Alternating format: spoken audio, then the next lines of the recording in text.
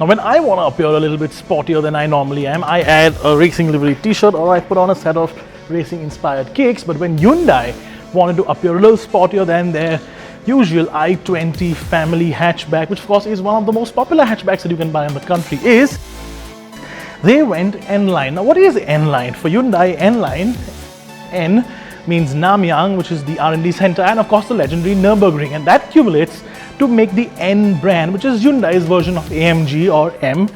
And this is the first car to come out of that N branding, but it isn't the full-fledged N hatchback. This is the i20 N line, which means they've taken the standard car and ketchuped it up a little bit to make it a little bit more interesting. And interesting, well, it certainly looks interesting, doesn't it?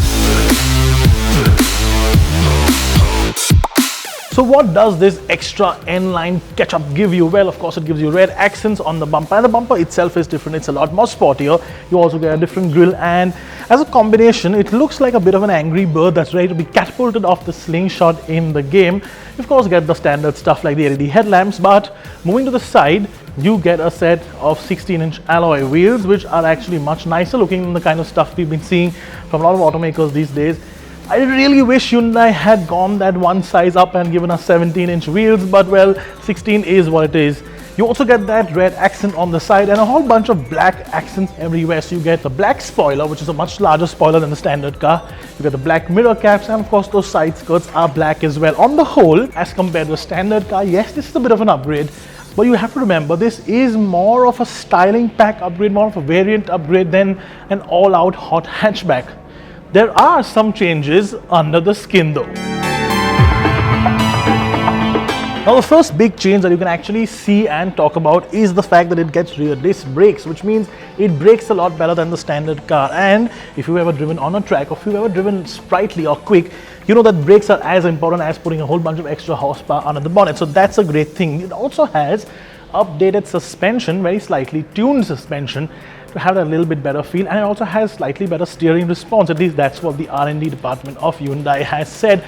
We will of course drive the car very soon and get back to you whether it actually feels a lot sprightlier to drive as compared to the standard version. And another upgrade that I really like, it gets dual tip exhausts, just like the Honda City VTEC got so many decades ago.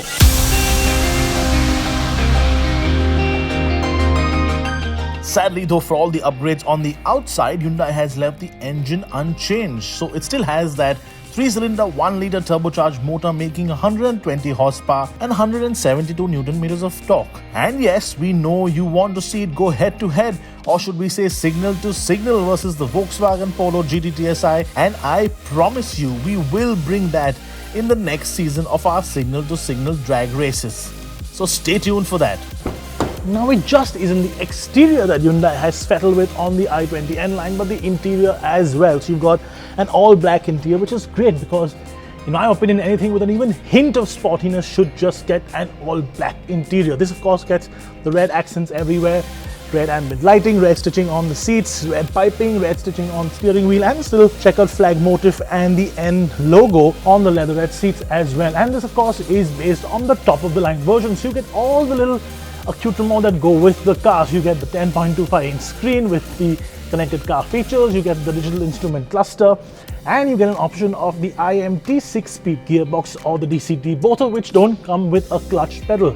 And this IMT, that's one of the nicest knobs I've ever seen. Right, now what do we make of this Hyundai i20 N line? Well, in my opinion, a set of bigger 17-inch wheels, a little bit more power on the engine with a tune, which we know is possible, a slightly lower suspension to give it better stance, and I know I'm sort of hoping and praying, but maybe a valved exhaust system to make it sound even nicer could have really gone a long way into making this a true blue mass market hot hatchback, which people would have thronged to, considering how much the Hyundai badge means to a lot of people.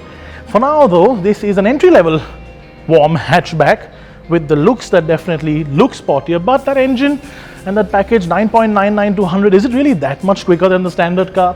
I don't think so. But as I said, it looks the part, and you can now go and buy one because bookings are open, and we will be driving this very soon. So stay tuned for our first drive review that's coming up on the PowerDrift YouTube channel. Till then, goodbye, and tell us what you think in the comments below.